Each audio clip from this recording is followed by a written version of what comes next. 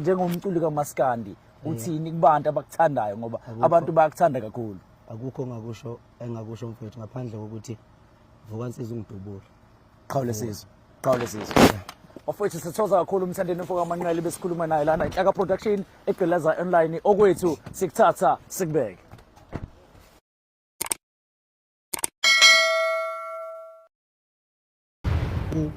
Vukansizwe ungidubule makwenze njani?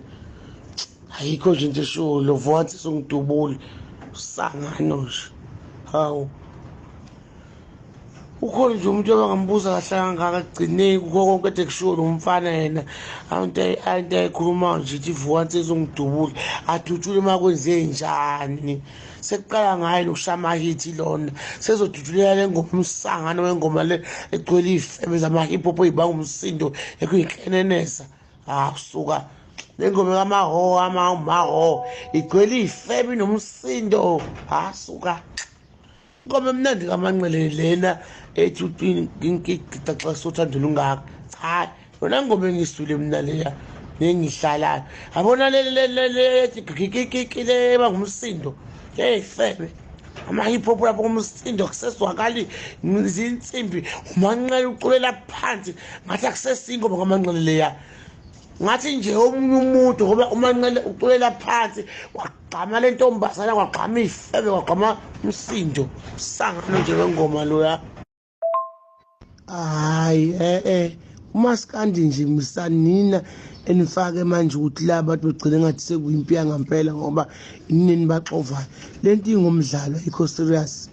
Umgodi noManqele bayancoka njengeinsizwa ukuthi baqophelisana kuvuka lento yomgqumeni nomtshengisile ukuthi babencoka bezinsizwa ezithandwa abantu eziyise ebantwini hayi ukuthi singokufa usuqamba manje ayingakho lokho futhi ayingakhuzane lento. Mina ngikhuluma ngoManqele lithe lami le ngoma kaManqele ithathe yasiba nensimbi kakhulu futhi yagcola amantombazana amemezakho. Ingoma engithi ngidlala ile ethi isigigi xa sothandela ungaka iyona ngoma engizwe imnandi kodwa le ngenxa uthi nomsindo